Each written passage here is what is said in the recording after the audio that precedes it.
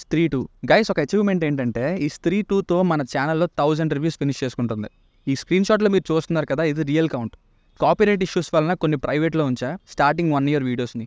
ఈ 1000 reviews special video ఒకటి time చూసుకొని అసలు ఈ జర్నీలో ఎన్ని హర్డల్స్ ఫేస్ చేశాను, మన జర్నీ ఎలా సాగిందని చెప్తే ఒక వీడియో త్వరలోనే చేస్తా టైం చూసుకొని.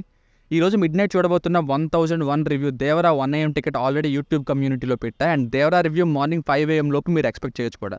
ఇక 2 hours 25 minutes రన్ టైంతో థియేటర్స్లో హిందీలో రిలీజ్ అయ్యి ఇప్పుడు ప్రైమ్ వీడియోలో రెంటెక్ స్ట్రీమ్ అవుతుంది. నేనైతే థియేటర్లో రిలీజ్ అయిన సెకండ్ వీక్నే చూసా. మన ఇన్స్టా పేజ్ని ఫాలో అయ్యే వాళ్ళకి తెలిసి విషయం.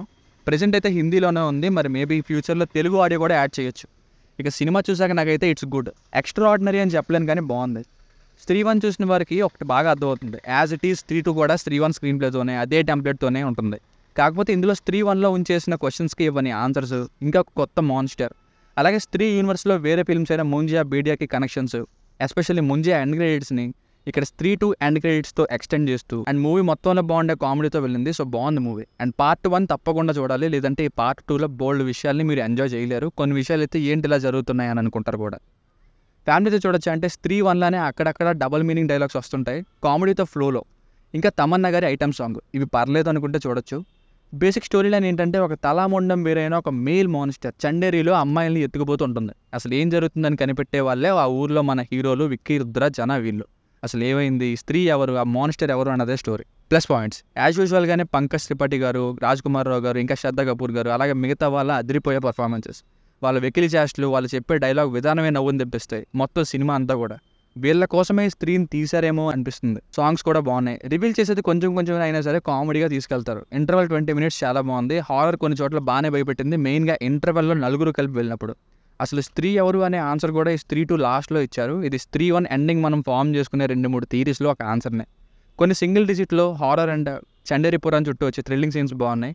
ముంజియాలో వచ్చే ఒక ఎండ్ క్రెడిట్ సీన్ అసలు ఏమైందనే క్వశ్చన్ ఉండిపోయింది. ఇక్కడ ఆ సీన్ని ఎండ్ క్రెడిట్స్లో ఎక్స్టెండెడ్ వర్షన్ వేశారు. ఇంకా సినిమాటోగ్రఫీ బాగుంది. VFX కోసం -pointsలో మాట్లాడతాం. అలాగే గెస్ట్ రోల్లో ఒక బాలీవుడ్ స్టార్ హీరో కనిపిస్తారు.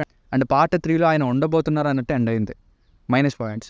సెకండ్ హాఫ్ కడేర్ తమన్నా గారితో వచ్చే ఐటమ్ సాంగ్ని పెట్టడం కోసం స్టోరీలో ఒక చిన్న పాయింట్ని ఇరిగించి ఒక 20 minutes డ్రాగ్ చేశారు సెకండ్ హాఫ్లో. క్లైమాక్స్లోని VFX చాలా చీప్గా ఉంది, మెయిన్గా వేరొక యూనివర్స్ నుండి వచ్చే ఒక క్యారెక్టర్లో. అండ్ ఆ సీన్ కూడా సడన్గా ఆ రోల్ ఎక్కడి నుండి వచ్చింది అన్నట్టు, వచ్చిన తర్వాత కూడా కామెడీగా ఉంటుంది.